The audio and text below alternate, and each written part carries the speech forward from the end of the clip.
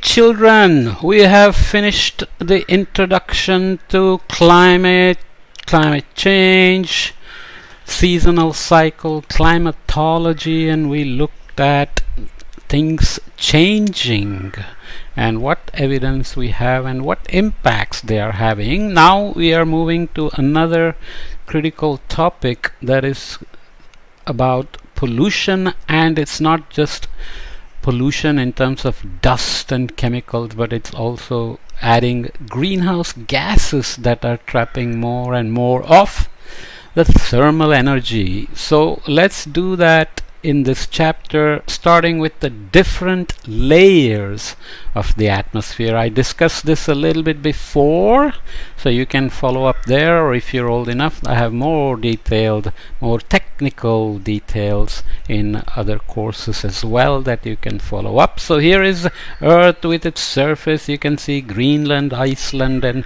Europe and Africa and North America and so on, and we have a troposphere, which is where most of the weather happens, and then comes the stratosphere, and the troposphere and the stratosphere are separated by something called a tropopause.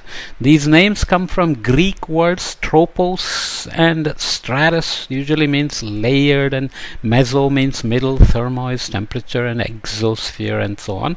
We mostly worry about these spheres here with troposphere and stratosphere. Some of you are old enough to know, and maybe you can go and look at other podcasts, that the troposphere is got warm temperatures near the surface. The temperatures and the pressure decrease as we go from the surface into the upper atmosphere. At some point the decrease in temperature stops and it starts to warm again. Because why? Some of you may know the answer. The sun's energy is coming in various levels or bands or wavelengths, depending on what word you understand.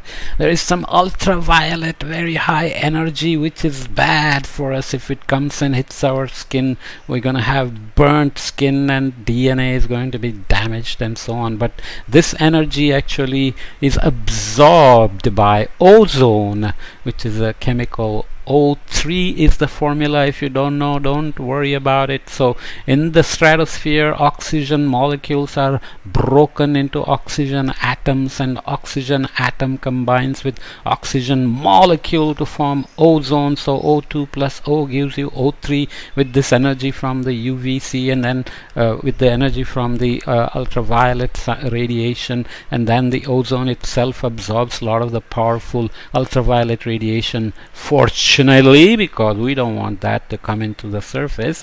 So that's where the weather happens, but the pressure continues to decrease as you go, because there is less and less air as you go. But for other reasons, temperatures again change back and forth, and thermosphere is called the thermosphere because it's really hot. Okay, so Earth's atmosphere begins with air surrounding the planet, and it stretches all the way out to space, way up there, 100 kilometers or more above.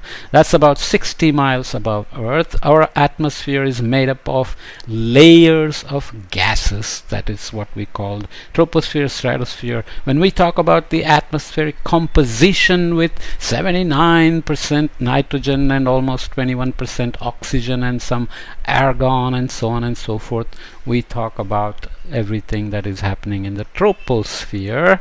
So air has oxygen, of course, we need it to breathe. In fact, oxygen and another gas called nitrogen make up more than 99% of our atmosphere. That means only 1% of the atmosphere contains other gases, which include the greenhouse gases. So why are such small amounts of gases making such a big noise about global warming? Well, it turns out that they are very efficient at taking the energy that is trying to go out, which is what we are looking at here, and we'll discuss in a minute. I already discussed this in the beginning, and I'm doing it again because this book is something that contains these details again.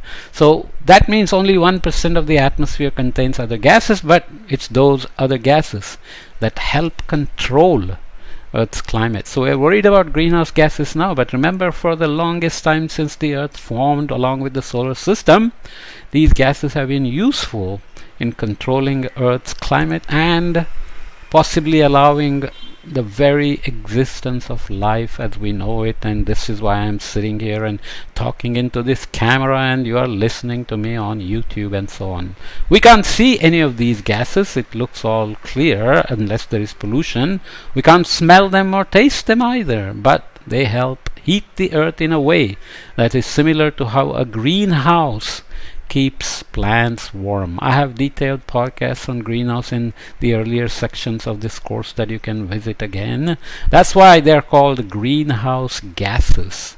In a greenhouse where this nice lady is doing some gardening with flowers, sunlight streams through the glass because it's transparent, warming everything inside, but it traps that heat inside and keeps the moisture and provides a slowly varying weather inside that allows plants to grow nicely. And this is why it is very efficient to grow many things within a greenhouse. Okay, that's where the greenhouse effect comes from, because Earth's atmosphere is allowing the sun's energy to stream in.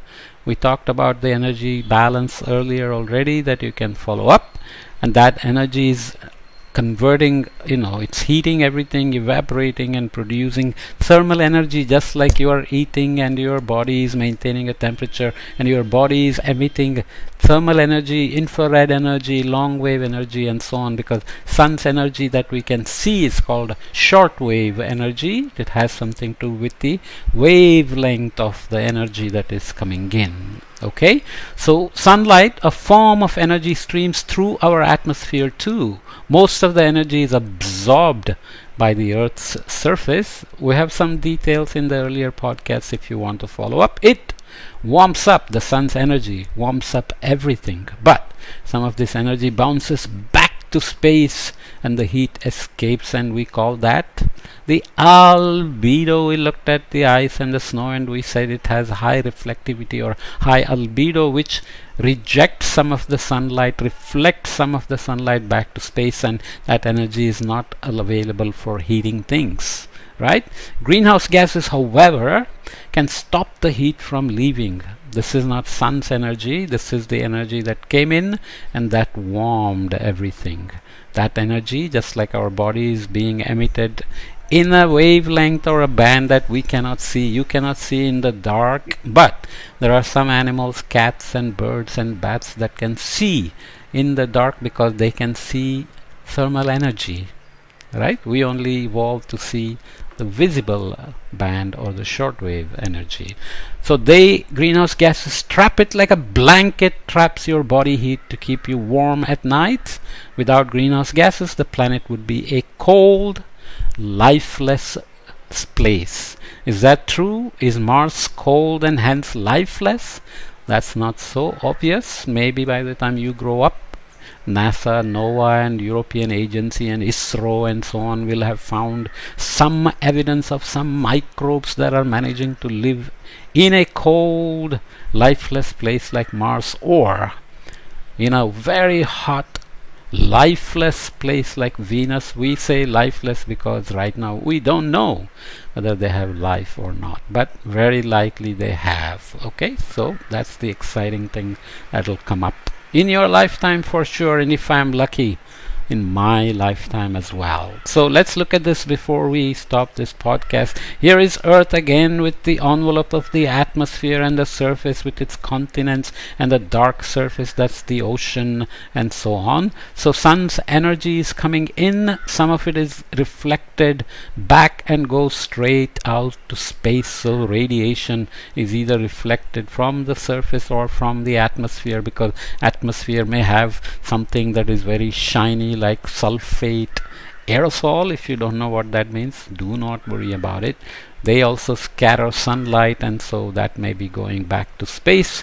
But the remaining energy that does reach the surface is heating everything and is trying to send out infrared radiation or heat or thermal energy or long wave energy, because that wavelength is longer than the sun's energy, which is short wave energy. Some of the surface radiation, thermal radiation, heat, infrared radiation or heat can go straight through the atmosphere into space, but greenhouse gases can trap some of it, and clouds can trap some of it and send it back to surface. So that's the main thing. If there is a blanket, what is it doing? If you feel cold, your mother gives you a blanket because the blanket is not electric. It is just trapping your own body's heat and trapping the heat to make you warmer. Similarly, a greenhouse blanket can trap the thermal energy of the earth itself that is trying to go to space, and trapping it and making the planet warmer, the surface warmer. So for at least 10,000 years these gases have helped keep Earth's temperature steady.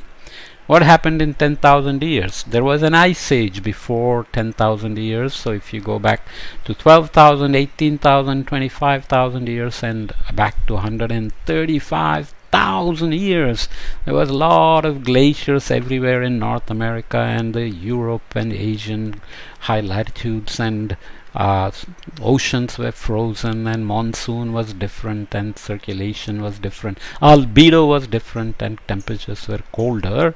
But once the glaciers melted away and the ice age ended, we have been in this fairly calm period we call the Holocene. During the Holocene, we became from hunter-gatherers to agriculturalists. Hunter-gatherers moved around a lot, but once we started doing agriculture, we settled down and we started changing forests into agricultural land and so on. Before the Industrial Revolution came in the 1700s. So before we go all over there, let's remember, since 10,000 years this greenhouse effect had kept the temperatures fairly steady till about the Industrial Revolution, and then we started changing the greenhouse gas concentrations by digging up coal, petrol and natural gas and burning it, using up oxygen and releasing carbon dioxide, methane and so on and so forth. So this is again a repetition of something we did, but if you're only focusing on this section, then you can learn these. If you want more details, you can go back to the previous sections or other podcasts on my YouTube channel as well. So see you in the next podcast, continuing about something in the air. Kids, something is in the air. We have to watch out for it, and a lot of it is put there by us. We'll discuss more when we come back.